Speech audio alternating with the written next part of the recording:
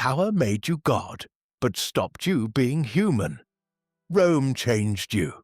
You're born in Rome in 100 BC. Congratulations! You've just entered the world as Gaius Julius Caesar, member of a patrician family that has lost much of its ancient wealth but retains its political ambitions.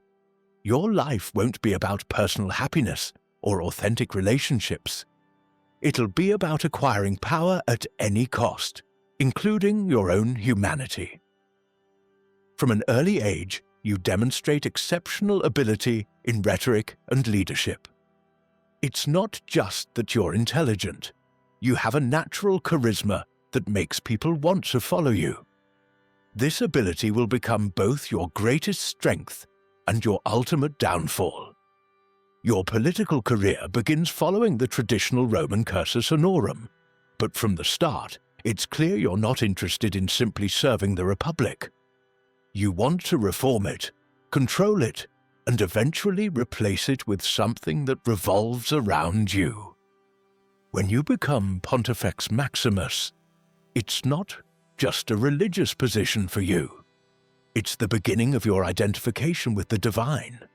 You start believing the gods have chosen you for special destiny, that your successes aren't simply results of hard work and political skill, but divine favor.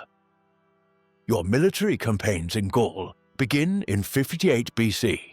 Officially, you're expanding Roman territory and protecting the frontiers. But the reality is more complex.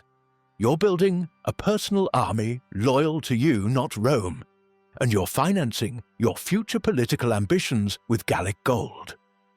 During 8 years in Gaul, you conduct a campaign of conquest that results in the death of approximately 1 million Gauls and the enslavement of hundreds of thousands more. For you, these aren't war crimes. They're achievements that demonstrate your greatness. Each victory convinces you further of your special status. You write your own Commentarii on the Gallic Wars, but this isn't simply historical documentation. It's carefully crafted propaganda, designed to glorify your achievements and justify your actions. You describe yourself in third person, as if you're a historical figure whose actions deserve unquestioned admiration. Your secret alliance in the first Triumvirate with Pompey and Crassus is technically illegal under Roman constitution, but for you, ordinary rules don't apply. You've begun seeing yourself as above the laws that govern normal citizens.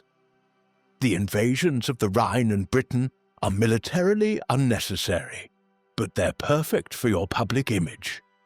You're the first Roman to cross the Rhine, the first Roman to set foot in mysterious Britain. These firsts feed your growing superiority complex. The final defeat of Vercingetorix at Alesia in 52 BC is your supreme military triumph, but it also represents something more sinister. Your willingness to use any means, including starvation and torture, to achieve your objectives. Cruelty has become a tool you use without remorse.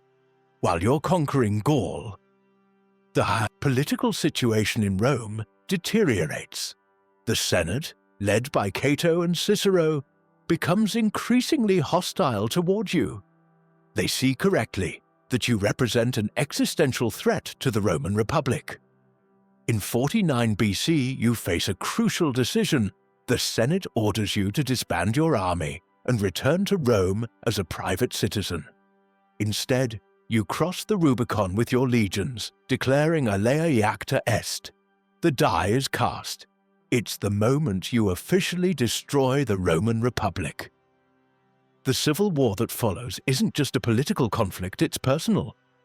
Pompey, your former ally, becomes your main enemy.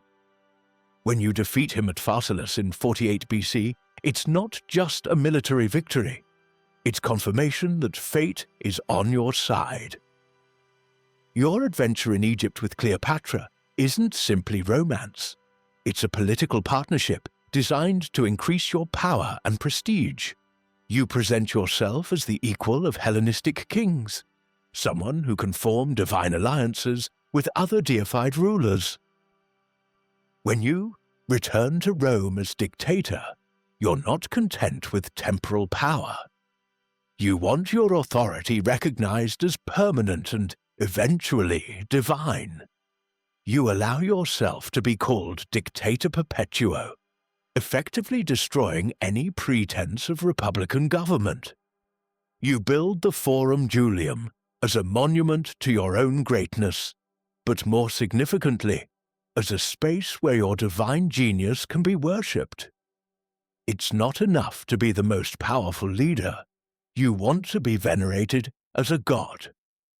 Your arrogance reaches its peak when you repeatedly ignore warnings about the Ides of March.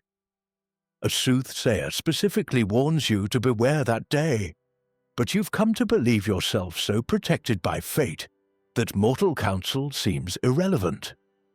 On March 15th, 44 BC, you enter the Senate without bodyguards, convinced of your invulnerability. When Brutus approaches with the other conspirators, you initially don't understand what's happening. You've come to believe so completely in your own propaganda that the possibility of betrayal seems impossible. Et tu, Brute, isn't just an expression of surprise. It's the moment you realize that your pursuit of absolute power has alienated even those who once loved you. Brutus isn't just a conspirator. He's someone who considered you a father, and who is now killing you to save the Republic. You die at the foot of Pompey's statue, your former rival. The irony is perfect. You've achieved so much power that you no longer have real friends, only temporary allies who eventually become enemies. Your quest for deification has resulted in your total isolation. Your death doesn't restore the Roman Republic. Instead, it unleashes another round of civil wars that eventually lead to the establishment of the Roman Empire under Augustus. You've destroyed the Republic so completely that even your assassination can't revive it. The tragic arc of your life is that you began as a reformer who genuinely wanted to improve Rome, but power corrupted you so gradually that you didn't realize when you stopped serving Rome and started expecting Rome to serve you. Your military genius was undeniable. You conquered Gaul, crossed the Rubicon, defeated Pompey, and established dominance over the Mediterranean world. But each victory made you more convinced of your own divinity and less capable of maintaining human relationships. The conspirators who killed you weren't motivated by personal hatred, but by love for the Republic. They saw what you had become, a threat to the democratic institutions that had made Rome great. Ironically, their solution only accelerated the Republic's final collapse. Your literary legacy through your Commentarii influenced historical writing for centuries. But your political legacy was even more profound. You established the template for autocratic rule that would dominate the Western world for the next 2,000 years. The psychological lesson of your life is perhaps the most important. Extraordinary success can be psychologically destructive. Each victory convinced you further of your exceptionalism, until you lost the ability to see your own flaws or maintain authentic human relationships. Your story resonates through history because the pattern repeats. Ambitious leaders who begin with noble intentions but gradually become corrupted by power until they become the very threats they originally fought against. Modern parallels are everywhere.